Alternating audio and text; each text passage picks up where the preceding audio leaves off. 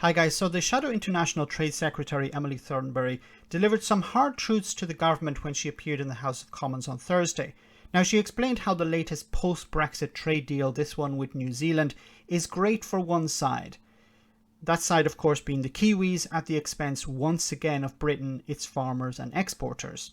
Now Thornberry highlighted a trend here if we look back at previous trade deals like Japan and Australia. However, the government minister had a wonderful response to this criticism. Let's hear what she had to say.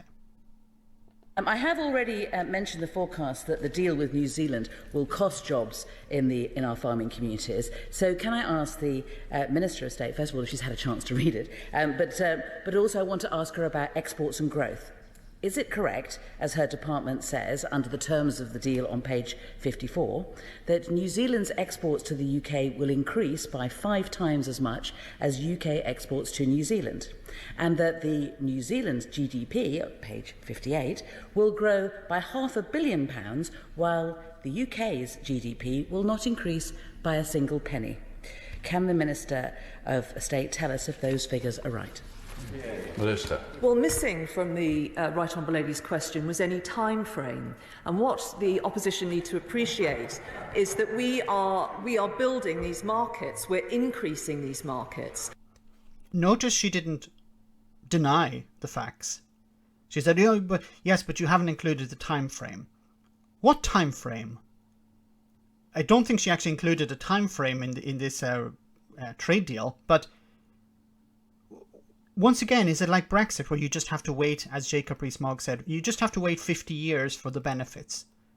You're starting from zero. There probably trade will increase, but if you're starting from zero, the only way is up. Once again, this is another benefit for the other side at the expense of Britain. But you just have to wait. And over time, those numbers will go up. They will go up because we have given our businesses and our farmers the opportunity to do that, but they will also go up because we have faith in those businesses and farmers that if we give them those opportunities, they will seize them. And I hope that the Right Honourable Lady and her colleagues opposite will be cheerleaders in that respect. So you just have to believe. Yes, we have thrown exporters and farmers and the country as a whole under a bus, but if you believe enough, the wheels of the bus will not crush you. That's the response to this fact from Brexiteers. And let's go back to a couple of years ago when, while the wheels of Brexit were moving forward. If you believe enough in Brexit, then it will be a success. The reason Brexit was going badly is because Ramoners didn't believe in Brexit. The politicians in the opposition didn't believe enough in Brexit. The media didn't believe in Brexit. The public didn't believe enough in Brexit. It's like a cult. Believe in it and it will succeed. No, I'm sorry, that's not how trade deals work. Emily Thornberry.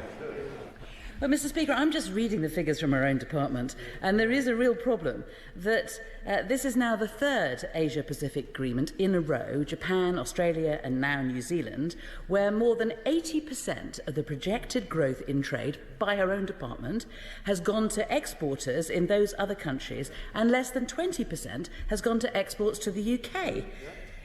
The government says that they're tilting to Asia. I have to say, I think that Asia is taking us to the cleaners. She's right. It's not even so much that Asia is taking Britain to the cleaners, it's that the Brexiteers have taken Britain to the cleaners. I've said this before, if you want to have a good trade deal, you need to invest time and effort. But the Brexiteer government is lazy. They don't want to invest the effort, and they want to have these trade deals done as quickly as possible, because they need to show benefits of leaving the European Union. Now, obviously, if you do a trade deal with New Zealand where you don't receive a benefit, then how is that a benefit of leaving the European Union? 0 increase in GDP. A huge benefit for New Zealand, as we've seen as well, a huge benefit for Australia, a benefit for Japan, but few benefits or 0 benefits for Britain. And I've said before, if you want to do a trade deal, you need to invest the time necessary. And that's what the European Union have been doing. The European Union spent years doing trade deals. Now, for Brexiteers, that's a negative.